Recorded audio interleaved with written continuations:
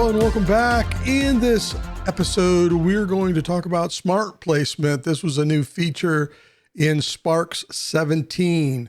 So prior to 17, how we set up configuration, we want to move elements around in this. You could go to Preferences in the Start tab, and then you're going to go down to the Diagram, Behavior, and you'll see Grid.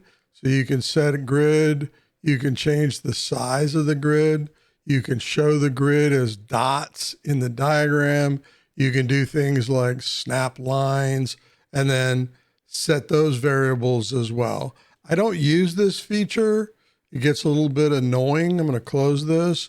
I like the ability to place the elements exactly where I need them. However, in Sparx 17, if we go to the Layout tab right here, and then we go to Alignment, we have this little grid right here, Configure Layout and Snap to options. We're going to go ahead and select it, and we get this drop down here where here, just like in Preferences, you can enable Show Grid and enable the standard grid. I'm going to keep those off.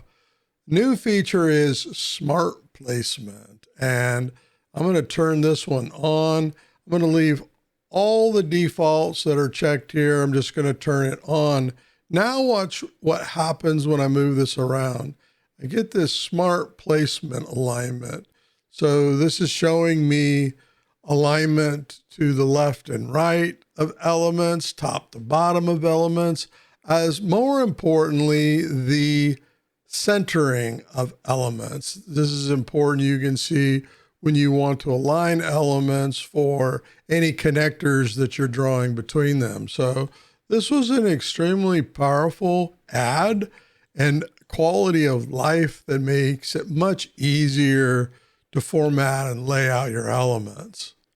But even with this option, sometimes you don't want things snapping together or when they're getting close, like when you're doing activity diagrams, start and end points. Within the activity diagrams, turn it off, just go to Layout, go to this grid right here and turn it off, just like that. So I hope this episode was helpful for you, and until the next one, happy modeling.